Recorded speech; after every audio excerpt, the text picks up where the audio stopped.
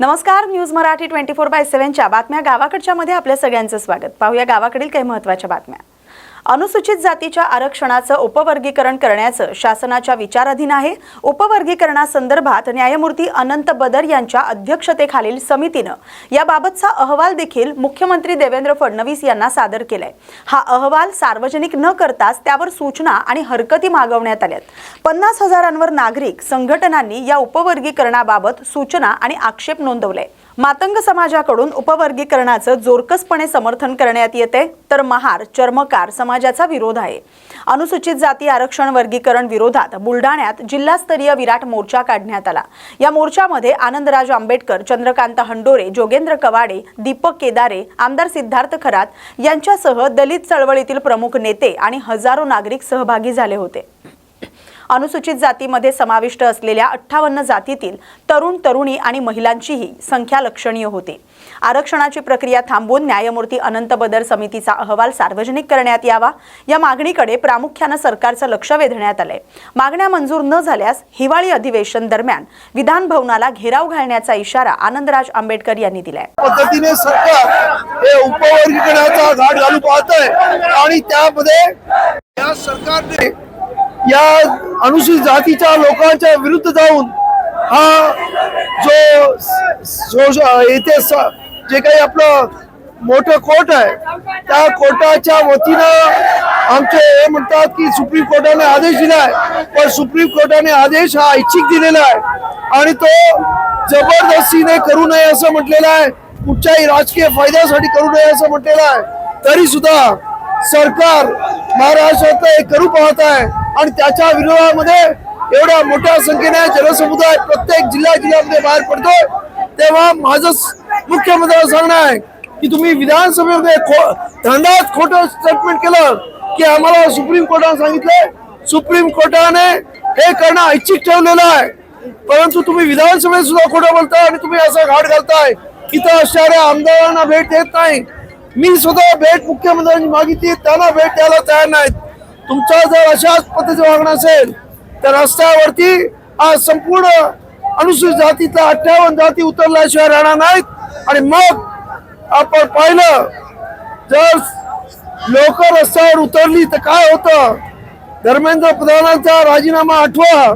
त्यामुळं या इथे असणाऱ्या देवेंद्र फडणवीसांचं मला सांगणं आहे की लोकांचा या लोकशाहीमध्ये सर्वात मोठा अधिकार असतो आणि सर्वोच्च त्या देशातील लोक ही सर्वोच्च आहेत लोकशाहीमध्ये, आणि त्यामुळं असं कुठच्याही प्रकारचं धोरण अंगीकारू नका, न पेक्षा हे आपल्याला भारी पडेल असं मी आपल्या चॅनलच्या वतीने सांगतो। धन्यवाद। सर पुढची भूमिका काय असणार आहे? आम्ही तालुक्यामध्ये मोर्चे, जिल्ह्याचे झाल्यानंतर तालुक्यात मोर्चे करणार आहोत आणि डिसेंबर पर्यंत हे मोर्चे चालू राहतील आणि त्यानंतर डिसेंबरला मेहकर, लोणार, सिंदखेड राजा, देऊळगाव राजा या भागातून 100 नाही 200 ते 300 वाहनं या ठिकाणी आलेले आहेत।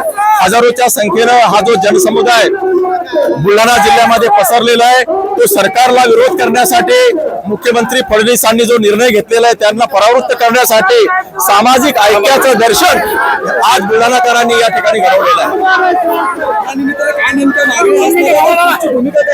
या निमित्तानं माझी अशी मागणी आहे की आंबेडकरी समाज कोणत्याही एका विशिष्ट जातीच्या विरोधात नाही, किंबहुना मातंग समाजातील अर्ध्याच्या पेक्षा खूप सारी लोक इंटलेक्च्युअल आपल्या सोबत आहेत, परंतु काही राजकीय लाभ घेण्यासाठी असलेले लोक आहेत यांचा बळी पडलेले आहेत, मनुवादी अजेंड्याला बळी पडलेले। मुख्यमंत्री महोदयांना विनंती आहे की एखाद्या समाजाला जर पुढे न्यायचा असेल तर हा पर्याय नाही, जे आहेत त्यांना विपन्न अवस्थेत केलेलं आहे आणि त्यांना पुन्हा फोडायचं काम करून त्यांना पुन्हा तुम्ही संपवतात। माझी तुम्हाला विनंती आहे की जे काही कंत्राटी जी आहे, कंत्राटी पद्धती जी आरक्षणाच्या मुळावर बसलेली आहे ती कंत्राटी पद्धत तुम्ही पहिल्यांदा रद्द करा। ज्या रिक्त जागा आहेत त्या भरा, शासनाच्या पदोन्नतीमध्ये आरक्षण जाहीर करा, आणखी जागा त्याच्यामध्ये निर्माण करा। जे महामंडळाला कर्ज दिलेलं आहे त्या कर्जामध्ये भरघोस वाढ करा, एका घरामध्ये एक नोकरी एक व्यवसाय तयार करा आणि त्यानंतर वाट बघून मग जर तुम्हाला वाटलं हा अजेंडा राबवा, सामाजिक समतेचा अजेंडा राबवा, सामाजिक समतेचा, आर्थिक समतेचा अजेंडा अगोदर राबवा आणि त्यानंतर मग हे जर काही करायचं असेल तर सर्वांना विचारात घेऊन निर्णय घ्या. तुमची भूमिका काय असणार आहे? आमची भूमिका कायमपणानं विधानमंडळामध्ये आणि रस्त्यावरती सरकार. भाजप आमदार अभिमन्यू पवार यांनी काँग्रेस प्रदेशाध्यक्ष हर्षवर्धन सपकाळ यांच्या ट्विटला प्रत्युत्तर देत औसा पोलीस ठाण्यात गुन्हा दाखल केल्याची माहिती दिली. तसंच पुढील 2 दिवसात कायदेशीर नोटीस पाठवण्यात येणार असल्याचं त्यांनी स्पष्ट केलंय. आपला कोणताही संबंध नसताना नाव गोवण्यात आल्याचा आरोप करत पवार म्हणाले की राज्य सरकारच्या माध्यमातून परीक्षा प्रक्रिया पूर्णपणे पारदर्शक झाले. महाराष्ट्रात कृत्रिम वातावरण निर्माण करण्याचा प्रयत्न केला जातोय. हर्षवर्धन सपकाळ जाणीवपूर्वक दिशाभूल करत असल्याचा आरोपही त्यांनी केलाय. चौकशी हवी असेल तर ती करून घ्यावी. अगदी चौकशी समितीचे अध्यक्षही त्यांनाच करा. मग दूध का दूध पाणी का पाणी होईल असं आव्हान त्यांनी दिलं. विनाकारण एखाद्याचं चरित्र हनन करणं हे चुकीचं आहे. केलेल्या आरोपांची किंमत त्यांना मोजावी लागेल असा इशाराही अभिमन्यू पवार यांनी. सपकाळ साहेबांनी काल जे ट्विट केलं होतं त्याला मी उत्तर दिलेलं आहे. मी कालच त्यांच्या विरुद्धमध्ये आमच्या औसा पोलीस स्टेशनला त्यांच्यावर गुन्हा रजिस्टर केलेला आहे आणि माझे वकील लवकरच त्यांना म्हणजे ह्या 2-3 दिवसामध्येच त्यांना कायदेशीर नोटीस पण देणार आहेत. कारण माझा कसलाही दुरान्वयसुद्धा कसलाही संबंध नसताना माझं त्याच्यामध्ये त्यांनी नाव गवलेलं आहे. ॲक्च्युली राज्य शासनाच्या माध्यमातूनसुद्धा परीक्षा पूर्णपणे पारदर्शक झालेल्या आहेत. कुठंही काय नाव ठेवायला जागा नाही. इथल्या लोकांना वाटतं आहे की केंद्रामध्ये जशा पद्धतीनं एक माहोल तयार झालं तसं माहोल तयार होतं आहे का, हा एक बालिश प्रयत्न सपकाळ साहेबांच्या माध्यमातून होताना मला दिसतो आहे. पण त्यांनी चुकीच्या माणसाकडे निर्देश केला आहे. त्यांना त्याचं ते भोगतावं लागेल असं माझं या निमित्तानं म्हणणं आहे. तुम्ही म्हणलं असं पेपर फुटी प्रकरणावरून आता थेट मुख्यमंत्र्यांचा राजीनामा मागण्यापर्यंतची मजल या ठिकाणी आलेली पाहिजे. काय उत्तर असेल? नाही, कसं आहे, सपकाळ साहेबांना असंही कोणी विचारत नाही म्हणून त्यांनी देवेंद्रजीवर डायरेक्ट अटॅक करतात. तुम्ही बघता त्यांनी अध्यक्ष झाल्यापासून त्यांनी एकच टार्गेट ठेवलेलं देवेंद्रजी फडणवीस. कारण त्यांना प्रसिद्धीच्या झोतामध्ये यायला एकच एवढं साधन आहे. त्यामुळे त्यांनी माननीय देवेंद्रजीकडे डायरेक्ट अटॅक केलेला आहे. पण साहेब तर उत्तर देतीलच. पण साहेब तर दूर आहे, मीच उत्तर देतो खाली. माझंही त्यांनी नाव घेतलेलं आहे. त्यामुळे मी FIR तर केलेलंच आहे. पण पुढची नोटीस पण मी ह्या 2 दिवसामध्ये त्यांना मिळून जाईल. त्यांचं म्हणणं असं होतं की पेपर फुटीनंतर पेपर जो हा झाला त्याच्यानंतर सगळे जे गुण आहेत काही लोकांना कमी गुण असताना सुद्धा याच्यामध्ये जास्त गुण मिळाले. ते सिरियल क्रमांक आणि त्याच्यामध्ये थोडा घोळ झालेला असावा. पण जे काय आहे माझं तर काय म्हणणं आहे माहिती आहे का, कुठली एन्क्वायरी पाहिजे तुम्हाला ती एन्क्वायरी तुम्ही लावून घ्या. त्यांनाच अध्यक्ष करायची एन्क्वायरी कमिटीचा आणि एन्क्वायरी होऊन जाईल, दूध पाणी होऊन जाईल. पण उठलं की सुटलं कोणालाही डायरेक्ट अटॅक करायचं हे काही बरोबर नाही. एखाद्याचं कॅरेक्टर असोसिएशन करण्याचा हा प्रकार आहे असं माझं मत आहे. पण त्यांना त्याची किंमत मोजावी लागेल हे तुमच्या माध्यमातून त्यांना. काँग्रेसचे नेते नाना पटोले यांनी राज्य सरकारवर विविध मुद्द्यांवरून टीका करत MPSC पेपरफुटी प्रकरणाची जबाबदारी मुख्यमंत्र्यांनी स्वीकारून त्यांनी राजीनामा द्यावा अशी मागणी केली. गुलाबराव पाटील यांच्या वक्तव्याचा उल्लेख करत पटोले म्हणालेत की भाजपचं सरकार हे सुरुवातीपासूनच शेतकरी विरोधी असून स्मार्ट मीटरच्या माध्यमातून शेतकऱ्यांच्या खिशातून पैसे काढले जात आहेत. फुकट वीज देण्याच्या नावाखाली 5 तासही वीज मिळत नाही असा आरोप त्यांनी केलाय. सरकार शेतकऱ्यांच्या जखमेवर मीठ चोळत असल्याची टीका त्यांनी केली. तटकरे पंतप्रधान भेटीबाबत बोलताना कोण कोणाला भेटतंय यापेक्षा देश कोणत्या दिशेने चाललाय हे अधिक महत्त्वाचं असल्याचं त्यांनी सांगितलंय. या राजकारणाकडे काँग्रेसचं लक्ष नसल्याचंही त्यांनी स्पष्ट केलंय. अभिमन्यू पवार यांच्याबाबत विचारलेल्या प्रश्नावर कोण अभिमन्यू पवार, मी त्यांना ओळखत नाही अशी प्रतिक्रिया पटोले यांनी दिली आहे. MPSC पेपर लीक प्रकरणाचा उल्लेख करत त्याची नैतिक जबाबदारी मुख्यमंत्र्यांनी स्वीकारून राजीनामा द्यावा अशी मागणीही त्यांनी पुन्हा केली आहे. काँग्रेस सुरुवातीपासून सांगतं की भारतीय जनता पार्टी आणि महायुतीचं सरकार हे शेतकरी विरोधी आहे. त्याचा पुरावा स्वतः फडणवीसांच्या मंत्रिमंडळातल्या एका मंत्र्यांनी दिलेला आहे. हे आता स्पष्ट झालेलं आहे. म्हणजे हे शेतकरी विरोधी आहे. खरं तर एकीकडे शेतकऱ्यांच्या शेतीपंपाचं वीज बिल माफ केलं आणि आपली पाठ आपल्याला सोकायला निघालेत. पण एकीकडे आपण पाहिलं असेल की स्मार्ट मीटर लावून त्या शेतकऱ्यांच्या घरी, त्याच हातावर कमवणाऱ्या खाणाऱ्याच्या घरी, मध्यमवर्गीयांच्या घरी स्मार्ट मीटर लावून 4 पटीनं पैसे त्यांच्या खिशातून डाका मारण्याचं पाप फडणवीसाचं आणि महायुतीचं सरकार करताना आपण पाहतो आहे. म्हणजे काँग्रेसच्या काळामध्ये नाममात्र दराने शेतकऱ्यांना विद्युत दिली जात होती शेतीपंपांसाठी आणि त्यांना भरपूर विद्युत दिली जात होती. आता तर फुकटच्या नावाने 5 तासही विद्युत दिली जात नाही आणि त्याच्यातही फडणवीसाचा मंत्री त्या ठिकाणी म्हणत असेल की यांना विद्युत दिली नाही तरी चालेल पण उद्योगाला दिली पाहिजे. हे आम्ही निर्माण केलेले पॉवर स्टेशन त्याच्याच भरोश्यावर यांचं काम चाललेलं आहे. यांनी गेल्या 10-12 वर्षात नवीन प्रकल्प उभे केले नाहीत. सौर ऊर्जेच्या नावाने शेतकऱ्यांना फसवलं, सर्वसामान्यांना फसवण्याचं काम करतात आहेत आणि म्हणून ही भाषा शेतकरी विरोधी भाषा फडणवीसाच्या सरकारचा मंत्री बोलतो आहे आणि शेतकऱ्यांच्या जखमेवर मीठ चोळण्याचं पाप करत आहे. त्याचा आम्ही निषेध करतो. दिल्ली एकीकडे राजकीय घडामोडींना वेग आलेला देखील पाहतोय. भेटीगाठी देखील पंतप्रधान असतील, अमित शहा असतील, त्यांच्या देखील घेतल्या होत्या. तुम्ही देखील पाहिलेलं असेल. तटकरेंनी देखील रात्री पंतप्रधानांची भेट घेतलेली होती. बघा, मी काल्पनिक भूमिका स्पष्ट केली. काँग्रेसला ही जी काही राजकीय उठाठेव मोदी सरकार ज्यांच्या शेवटच्या काळामध्ये करते आहे ते त्यांना करू द्या. पण काँग्रेसच्या समोर या देशातल्या तरुणाईंचा प्रश्न, उद्याच्या येणाऱ्या भारताच्या भविष्याचा प्रश्न, या देशातल्या सर्वसामान्यांचे प्रश्न, शेतकऱ्यांचे प्रश्न आणि अमेरिका आणि चीनच्या कंट्रोलमध्ये आमच्या देशातलं सरकार, मोदीचं सरकार चालते आहे, ही चिंता आमच्यासाठी महत्त्वाची आहे. आणि म्हणून दिल्लीमध्ये कोणता पक्ष कुठं जात आहे, कोण भेटते आहे, त्याच्यापेक्षा आम्हाला त्याच्याकडे लक्ष घालण्यापेक्षा देशाची चिंता हे काँग्रेससाठी महत्त्वाची आहे. देश वाचेल तर सगळ्या गोष्टी घडतील. देशच संपायची वेळ आलेली आहे. त्यामुळे या फालतूच्या राजकारणाकडे काँग्रेसला लक्ष देण्याचं काही कारण नाही. तर आताच अभिमन्यू पवार यांनी म्हटलं की तुमच्या प्रदेशाध्यक्षांनी आरोप केलेले होते की अभिमन्यू पवारांच्या माध्यमातून मी पेपरफुटी संदर्भात त्यांच्यावर आरोप केलेला होता. आज त्यांना कायदेशीर नोटीस पाठवण्यासंदर्भातली उत्तर त्यांना दिलेलं आहे अभिमन्यू पवारांनी. कसं बघतात? कोण अभिमन्यू पवार? आमदार न मी नाही ओळखत त्यांना. हां, पण त्यांचं म्हणणं असं आहे, तर मी ओळखत नाही, त्याच्यावर प्रतिक्रिया द्यायचं काही कारण नाही. हां,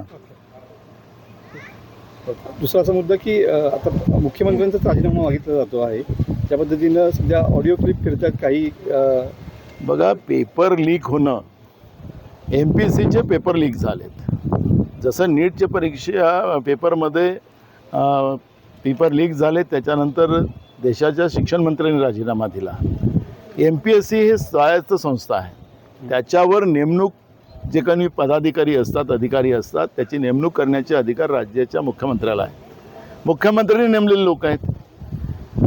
जसं देशपातळीवर पोरांच्या जीवनाशी खेळण्याचं काम मोदीच्या सरकारने केलं, तसंच MPSCच्या परीक्षेमध्ये अनेक दिवस अभ्यास करून आपल्या आईवडिलांच्या मेहनतीचा पैसा खर्च करून परीक्षेच्या पूर्वसंध्येला पेपर फुटत असेल, व्हॉट्सअपवर तो पेपर येत असेल, तर याचा अर्थच मुख्यमंत्र्यांनी त्याची जबाबदारी घेतली पाहिजे आणि मुख्यमंत्र्यांनी राजीनामा दिला पाहिजे. ही भूमिका आमची आहे.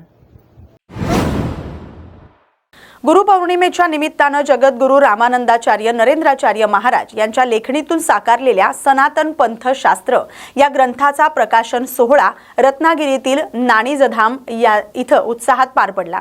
या सोहळ्याला जगद्गुरू रामानंदाचार्य नरेंद्राचार्य महाराज यांच्यासह उद्योग मंत्री उदय सामंत, जलसंपदा मंत्री गिरीश महाजन, काँग्रेस नेते नाना पटोले, आमदार अभिमन्यू पवार, प्रशांत यादव यांच्यासह अनेक मान्यवर उपस्थित होते. यावेळी देहदान आणि अवयवदानाचा संकल्प पूर्ण करणाऱ्या कुटुंबियांचाही विशेष सन्मान करण्यात आला. आजच्या गुरुपौर्णिमेच्या निमित्तानं नाणीजधाममध्ये आलेल्या सर्व भक्त, शिष्य, साधक, उपासक या सर्वांना आमचा आशीर्वाद आहे. गुरुपौर्णिमा उत्सव हा आपल्या भारतीय सनातन परंपरेचं एक भूषण आहे.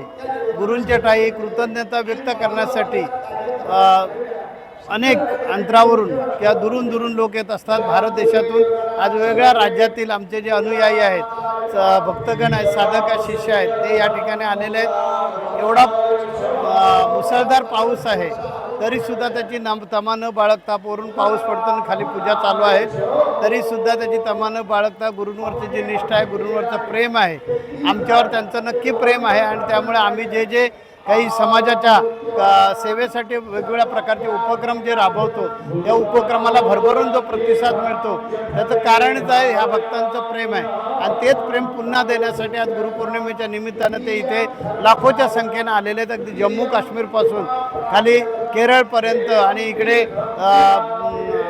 द्वारकेपासून अगदी जगन्नाथपुरीपर्यंत वेगळ्या राज्यातील हे भक्तगण इथे आलेले आहेत आणि मोठ्या संख्येनं आनंदानं इथे येऊन गुरुपौर्णिमेचा उत्सव साजरा केलेला आहे. आपल्या पीठाची एक परंपरा आहे की या पीठामध्ये सामवेद, अथर्ववेद, यजुर्वेद आणि ऋग्वेद या चारही वेदांचे गुरुजी या पूजेसाठी असतात आणि अत्यंत शास्त्रोक्त पद्धतीनं विधिवत पद्धतीनं हा विधी करत असतात. सकाळी 8 वाजता या विधीला सुरुवात झाली पूजेला आणि आत्तापर्यंत ही पूजा चालू होती आणि आता नुकतीच पूजा संपलेली आहे. त्यानंतर बरोबर 2:30 वाजता आम्ही लिहिलेला जो सनातन पंथशास्त्र ग्रंथ आहे त्याचं विमोचन होणार आहे. या विमोचनासाठी कुंभमेळा मंत्री गिरीशजी महाजन स्वतः उपस्थित राहणार आहेत. त्यानंतर औसा मतदारसंघाचे अभिमन्यू पवार हे उपस्थित आहेत. आमचे जे शिष्य आहेत नाना पटोले हे सुद्धा या कार्यक्रमासाठी आलेले आहेत आणि आमचे पालकमंत्री उदयजी सामंत हे सुद्धा या कार्यक्रमासाठी येणार आहेत. त्यानंतर राजापूर मतदारसंघाचे आमदार भैयाशेठ सामंत हे सुद्धा या कार्यक्रमाला उपस्थित राहणार आहेत. त्याचबरोबर सिंधुदुर्ग जिल्ह्यामधून जे सभेवर गेलेल्या विधान परिषदेवर गेलेले प्रमोद जठार साहेब हे सुद्धा या कार्यक्रमासाठी उपस्थित राहणार आहेत आणि त्यांच्या हस्ते हा सनातन पंथशास्त्र ग्रंथाचा विमोचन सोहळा होईल. त्यानंतर 226 कुटुंबांनी आतापर्यंत बॉडी डोनेट केलेली आहे आपल्या नातेवाईकांची, त्यांचा सन्मान केला जाईल. हा कार्यक्रम संध्याकाळी साधारणपणे 5-5:30 वाजेपर्यंतचा राहील. त्याच्यानंतर मग भक्तगणांना आवश्यक असतं ते भोजन, आध्यात्मिक भोजन, ते म्हणजे प्रवचन. तर हे प्रवचन दोघांचेही आमचे होतील. आमच्या पीठाचे उत्तराधिकारी ह्यावेळी आम्ही मुद्दाम त्यांना अमेरिकेमध्ये पाठवलेलं आहे. आमचा जिकडे विदेशामध्ये जो संप्रदाय तो अमेरिकेमध्ये न्यूयॉर्क या शहरामध्ये जमा होणार आहे आणि तिथे गुरुपूजन केलं जाणार आहे. त्या कार्यक्रमासाठी पीठाचे उत्तराधिकारी कानिपनाथ महाराज गेलेले आहेत. ते तिथे गुरुपूजन करतील आणि तिकडून इकडे लाईव्ह प्रवचन करतील. त्यानंतर आमचं प्रवचन होईल. मग भक्तगणांना आशीर्वाद दिला जाईल आणि या कार्यक्रमाची सांगता होईल. सनातन पंथशास्त्र ग्रंथाबद्दल काय सांगा? सनातन पंथशास्त्र हा जो ग्रंथ आहे हा ग्रंथ हिंदू धर्मामध्ये किंवा सनातन धर्मामध्ये शैव, शाक्त, गाणपत्य, सौर आणि वैष्णव असे जे 5 पंथ निर्माण झाले या 5 पंथांची माहिती याच्यामध्ये दिलेली आहे. आणि मग शंकराचार्यांनी या 5ही पंथांचे जे पीठदेवता आहेत किंवा या 5ही पंथांच्या ज्या प्रमुख देवता आहेत यांचा एक स्मार्त नावाचा पंचायतन पूजा सुरू केलेली आहे.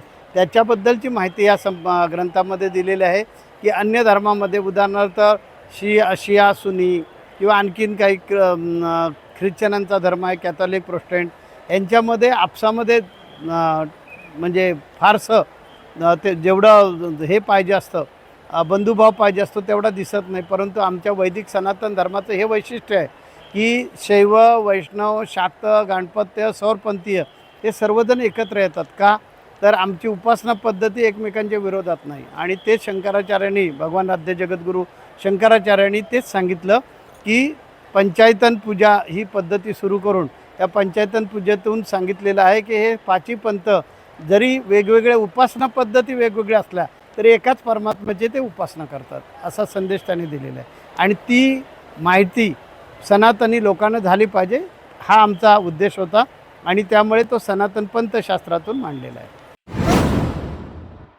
काँग्रेसचे प्रदेशाध्यक्ष हर्षवर्धन सपकाळ यांनी अभिनेत्री कंगना रानौत यांच्या वक्तव्यावरून भाजपवर टीका करत तरुणींचा अनादर ही भाजपची संस्कृती असल्याचा आरोप केलाय. पुढची पिढी आणि महिलांबाबत अशा प्रकारची भाषा योग्य नसल्याचं ते म्हणालेत. E20 आणि इथेनॉलच्या मुद्द्यावर बोलताना त्यांनी भाजप अहंकारानं वागत असल्याचा आरोप केलाय. इथेनॉल प्रकरणी केंद्रीय मंत्री नितीन गडकरी यांनी राजीनामा द्यावा अशी मागणी देखील त्यांनी केली आहे. आरक्षणासारख्या गंभीर विषयावर चर्चा न करता राजकारण केलं जात असल्याची टीका त्यांनी केली आहे. विद्यार्थी आंदोलनातील सहभागी विद्यार्थ्यांचा अद्याप छळ होत असल्याचा आरोप करत त्यांच्या घरी जाऊन धमक्या दिल्या जात आहेत असा दावा सपकाळ यांनी केलाय. अशा विद्यार्थ्यांनी काँग्रेसशी संपर्क साधावा, आम्ही त्यांच्या पाठीशी उभे राहू असं त्यांनी सांगितलं. सांगितलंय। अभिमन्यू पवार यांच्यावरील आरोपांबाबत चौकशी होऊ द्यावी आणि सत्य समोर येऊ द्यावं असं म्हणत त्यांनी न्यायालयीन प्रक्रियेतून दूध का दूध आणि पाणी का पाणी होईल असा विश्वास व्यक्त केलाय। शरद पवार गटाचे नेते सुनील तटकरे आणि पंतप्रधान नरेंद्र मोदी यांच्या संभाव्य भेटीबाबत सुरू असलेल्या चर्चांवरही त्यांनी प्रतिक्रिया दिली। तसंच गुलाबराव पाटील यांच्या वक्तव्याचा उल्लेख करत केंद्र आणि राज्य सरकार उद्योगपतींच्या हितासाठी काम करत असल्याचा आरोप त्यांनी केलाय। मुळात झालेले जे आरोप आहे आणि जो संशय आहे त्या संशयाच्या अनुषंगानं चौकशी होणं, चौकशीला आम्ही सामोरे जात आहोत अशा प्रकारची भूमिका ही महाराष्ट्राच्या मुख्यमंत्र्यांनी आणि त्यांच्या बगलबच्च्यांनी घेणं कुठेतरी आवश्यक होती। मात्र ती न घेता आता कुठेतरी मानहानीचा दावा करू, गुन्हे दाखल करू, म्हणजे एकंदरीत चोराच्या मनात चांदणं असल्याचं या निमित्तानं कुठेतरी एक सिद्ध होत आहे। रामाचा आदर्श सांगणाऱ्या भारतीय जनता पक्षाने जर कुठे काही आरोप होत असतील तर रामाचा आदर्श घेत असताना अग्निपरीक्षेची तयारी ठेवली पाहिजे। मात्र अग्निपरीक्षेची तयारी कुठलीही तयार नाही आणि रावणाचा असणारा अहंकार हा भाजपच्या ठायी ठायी हा वेगवेगळ्या माध्यमातून कुठेतरी निदर्शनास येत आहे। त्यामुळे या सर्व प्रकरणामध्ये जे आका आहेत त्या आकांच्या गँगची जी टोळी आहे ती आता कुठेतरी सक्रिय झाल्याचं आढळून येतं। त्यामुळे देवेंद्र फडणवीसांचं जे झाड आहे त्यांची जी मुळं आहेत, यांची जी वळवळ आहे ही वळवळ या प्रकरणात कुठेतरी डाल में कुछ काला है या पुरी डाल काली आहे या दिशेने आता एकंदरीत हा प्रवास कुठेतरी सुरू आहे। माझं संपूर्ण एकंदरीत मी या संदर्भात चौकशीची केलेली मागणी, संशयाची सुई आणि जे पीए होते ते पीए असतानाचा व्यक्त होत असणारा संशय आता पीएचे लोकप्रतिनिधी झाल्यावर त्यांना झालेल्या आरोपातून जे होत असणारी त्याची आलेली त्यांना चीड आहे ही समजण्यासारखी आहे। या प्रकरणात न्यायालयात जर प्रकरण जात असेल तर आनंद आहे आणि त्या निमित्ताने दूध का दूध पाणी का पाणी होईल एवढंच याने। अमरावती शहरात लागू करण्यात आलेली हेल्मेट सक्ती तात्काळ थांबवण्यात यावी अशी मागणी प्रहार संघटनेनं केली आहे। प्रशासनानं आधी नागरिकांना रस्त्याच्या सोयी सुविधा पूर्ण करून द्याव्यात अशी भूमिका संघटनेनं घेतली आहे। अमरावती शहराची भौगोलिक रचना, कमी अंतराचा प्रवास, रस्त्यावरील गतिरोधक आणि सतत होणारी वाहतूक कोंडी पाहता या हेल्मेट सक्तीच्या निर्णयावर पुनर्विचार करावा अशी मागणी निवेदनातून करण्यात आली। नागरिकांच्या सुरक्षेला आमचा विरोध नाही, मात्र अपघात रोखण्यासाठी आधी वाहतूक व्यवस्थेत सुधारणा करा आणि खड्डेमय रस्त्यांची दुरुस्ती करा असं संघटनेनं म्हटलंय। याशिवाय शहरात विना क्रमांकाच्या ट्रकचं आगमन होतंय। वाहतूक पोलिसांकडून हेल्मेट सक्तीच्या नावावर केवळ अवैध वसुली सुरू आहे असा आरोप करण्यात आलाय।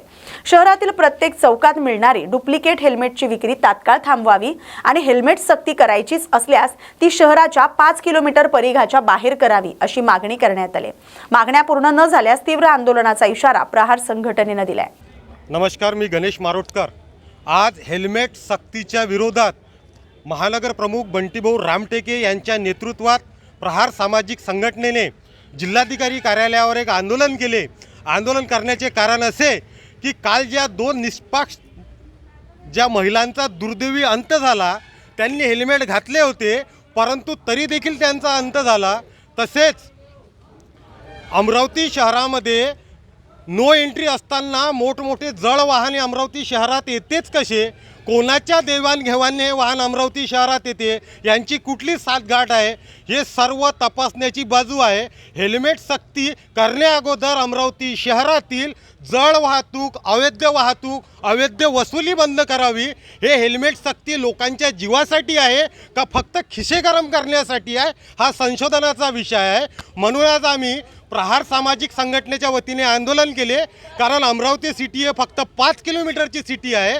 अमरावती महानगरपालिकेच्या क्षेत्रामध्ये हेल्मेट सक्ती नसावी, अमरावतीच्या बाहेर हेल्मेट सक्ती हे असणे आवश्यक आहे हे आम्हाला देखील समजते। परंतु पहिले रोडचे गड्डे बुजवा, अवैध वाहतूक थांबवा, जड वाहन अमरावती शहरात यायचे कसे ते तपासा, वसुली बंद करा, त्यानंतरच लोकांच्या जीवाचा विचार करा। हेल्मेटने जीव वाचणार नसून जीव जाणार आहे। जे रोडवर जे 200 ते 100 रुपयाले जे डुप्लिकेट हेल्मेट जे विक्री सुरू आहे, जे मध्ये तुम्ही अगर खाली पडलं तर हेल्मेट फुटतात, अशा हेल्मेटवर पहिले तुम्ही कारवाई का करत नाहीत? म्हणजे हे किती वसुली आहे हे महानगरपालिकाचा अतिक्रमण विभाग पण झोपलेला आहे. कारण ते असे जे पूर्ण रोड चौकामध्ये असे हेल्मेटचे दुकानं लागलेली आहेत. पहिले अवैध वाहनं बंद करा, शहरातले अवैध धंदे बंद करा, अवैध वसुली बंद करा, त्यानंतरच हेल्मेट सक्ती काय ते करा तुम्ही. पण अमरावती शहराच्या बाहेर आज बंटीभाऊ रामटेके यांच्या नेतृत्वात हे आंदोलन झालेले आहेत. अगर 8 दिवसात हेल्मेट सक्ती वापस घेतली नाही तर आम्ही गुरुपौर्णिमेनिमित्त मंत्री भरत गोगावले यांनी सहकुटुंब अक्कलकोट येथील श्री स्वामी समर्थ वटवृक्ष मंदिरात दर्शन घेऊन पूजा केली. तसंच अन्नछत्र मंडळात जाऊन महाप्रसाद अर्पण केला. यावेळी बोलताना गोगावले म्हणाले की गुरुपौर्णिमेच्या पावन दिवशी श्री स्वामी समर्थांचं दर्शन घेण्याचा योग आल्यानं आनंद झालाय. महाराष्ट्रातील जनतेला सुख समाधान लाभावं, राज्यात चांगला पाऊस पडावा आणि बळीराजा सुखानं नांदावा अशी प्रार्थना त्यांनी स्वामीचरणी केली. अमोलराजे भोसले यांच्या क्रीडांगणाचं उद्घाटन सर्व लोकप्रतिनिधींच्या उपस्थितीत करण्यात येणार असल्याचंही त्यांनी सांगितलंय. अक्कलकोट अन्नछत्राबाबत माहिती देताना 1988 मध्ये अवघ्या 3 किलो तांदळापासून सुरू झालेल्या या अन्नछत्रात आज हजारो किलो तांदळाचा महाप्रसाद भाविकांना दिला जातोय असं त्यांनी सांगितलंय. वाढती भाविक संख्या लक्षात घेऊन मोठा भोजनालय कक्षाचं काम सुरू आहे. पुढील गुरुपौर्णिमेपर्यंत ते पूर्ण होण्याची अपेक्षा व्यक्त केली. आणि इथून आता आम्ही मंदिरात जाऊन महाप्रसाद दाखवून आता इथे आलेलो. आता आम्ही आमचे अमोलराजे भोसले यांचे जे काही क्रीडांगणाचं जे काही उद्घाटन आहे क्रिकेट अकादमीचं, तर त्याचं आम्ही जाऊन आता उद्घाटन करणार आहोत. सर्वच मान्यवर मंडळी इथले स्थानिक आमदार आहेत, आमच्याबरोबर आले तिकडे चिपळूणचे आमदार आहेत, आमचे चंदगडचे आमदार आहेत आणि काही स्थानिक मंडळी आहेत, इथले नगर अध्यक्ष आहेत. आणि आज हा कार्यक्रम आपण पाहताय याची द्यायची डोळा की आम्ही समाधानी झालो, प्रसन्न झालो की एकदम उत्साहाच्या वातावरणामध्ये आज हा आनंदमय सोहळ्याचा कार्यक्रम गुरुपौर्णिमेचा इथं संपन्न होतोय. संपूर्ण महाराष्ट्राच्या जनतेला सुख समाधान आयुष्यमान सगळं लाभू दे, पाऊस चांगला पडू दे आणि तुमचा शेतकरी बांधव बळीराजा हा सुखा समाधानी नांदू दे. खरं तर अन्नदानाचं जे काम आहे ते प्रमुख काम आहे, गेल्या काही वर्षांपासून सुरू आहे आणि आता याची मोठी इमारत सुद्धा उभी राहते. कशा पद्धतीने राज्य शासनाकडे पाहताय आणि काय 1988 पासून सुरू झालेलं हे अन्नछत्र आहे. 3 किलो तांदळावरती सुरू केलेलं अन्नछत्र आता हजारो किलो तांदळाचा महाप्रसाद इथे केला जातो. जागा अपुरी पडते म्हणून इथल्या मंडळींनी सगळ्यांनीच मिळून आज एक मोठं भोजनालय कक्ष उभं करतात. काम चालू झालेलं आहे आणि मला वाटतं काही महिन्यात काम पूर्ण झालं का परत आम्ही पुढच्या गुरुपौर्णिमेच्या अगोदर हे काम पूर्ण होईल आणि आम्ही सर्वच आमदार असतील, मंत्री असतील, मुख्यमंत्री, उपमुख्यमंत्री ज्यांना हे बोलवतील त्या सगळ्यांना घेऊन येण्याची जबाबदारी आम्ही सर्व घेतो आणि एक चांगल्या कामाला त्यावेळेला सुरुवात करू. दीर्घ प्रतीक्षेनंतर अभिजित दिपके घरी परतत असल्यानं त्यांच्या कुटुंबियांमध्ये आनंदाचं वातावरण आहे. घरी रांगोळी, फुलांची सजावट करून स्वागताची जय्यत तयारी करण्यात आली. अभिजित दिपके यांची प्रकृती अद्याप पूर्णपणे सुधारलेली नाही. त्यांना टायफॉइड झाला होता. डॉक्टरांनी त्यांना किमान 15 दिवस विश्रांतीचा सल्ला दिलाय. प्रसारमाध्यमांशी बोलताना त्यांच्या आईनं सांगितलंय की मित्रांकडूनच अभिजित यांच्या प्रकृतीची माहिती मिळत होती. त्यांना काही जणांकडून धमकी आल्याचा दावा करत तुम्ही सुरक्षित राहा असं अभिजित यांनी कुटुंबाला सांगितल्याचंही त्यांनी नमूद केलंय. गुरुपौर्णिमेच्या दिवशीच मुलगा घरी परतत असल्यानं हा दिवस आमच्यासाठी विशेष असल्याची भावनिक प्रतिक्रिया त्यांनी व्यक्त केली आहे. लाठीचार्जसह अनेक संकटांचा सामना करून अभिजित सुखरूप परतल्याचा मोठा दिलासा असल्याचं सांगत पुढील निर्णय तो विश्रांतीनंतर स्वतः घेईल असं त्यांनी स्पष्ट केलंय. बहुत अच्छा लग रहा है. क्या तैयारी कुछ नहीं, उसको टाइफाइड हो गया है इसलिए तैयारी वगैरह कुछ नहीं, सादा ही है. बस फूलों का डेकोरेशन वगैरह है, बस इतना ही. परिवार के कौन लोग आए हैं विजिट करने के लिए? परिवार के उधर है, घर पे सब, इधर मेरे सहेलिया लोग आए हैं सब. आनंदाचं वातावरण लेट एवढ्या दिवसानंतर हो, आता आनंद तर वाटणारच ना. प्रत्येक आईला मुलगा यायला लागल्यावर आनंदच वाटतो ना. काय तयारी केली काही रांगोळी काढतायत, फुलांचं डेकोरेशन वगैरे, बस एवढंच. आणि त्याला टायफॉइड झालेला आहे त्याच्यामुळे खायला तेलकट वगैरे काही जमणार नाही, काही नाही सध्या. त्याच्याशी काही बोलणं झालं का? त्याने किती दिवस थांबतो? नाही, काहीच नाही बोलणं झालं नाही. मित्राशी झालं पण थांबतो वगैरे हा विषय काहीच नाही झाला.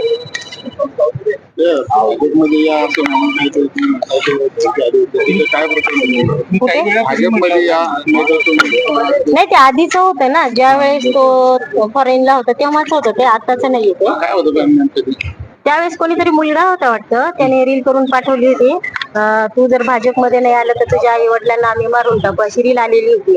मग त्याच्यामुळे तो म्हणे मम्मी मला किती धमकी आले तर काही नाही, पण तुला आणि पप्पाला धमक्या नाही यायला पाहिजेत, मग त्याच्यामुळे तुम्ही घरी राहू नका. म्हटलं काही होत नाही बाळा, येऊ दे धमक्या, तर नाही म्हणे तुम्ही थोडी काळजी घ्या म्हणे, सेफ मध्ये राहा. म्हटलं ठीक आहे. अभिजितने आपको नाही आज धमक्या मिळत नाही, आज घेतो इतक्या दिवसांनी आणि आता सगळं झालंय, संपलंय, काय आता भावना आहे, आता घरी राहायला हवं ना? हो आता राहील ना घरी, तो राहील आता. या बातमीसोबतच बातम्या गावाकडच्या मध्ये आता इथेच थांबतोय. अशाच महत्त्वाच्या बातम्यांसाठी पाहत राहा न्यूज मराठी 24/7. नवा भारत, नवा विचार.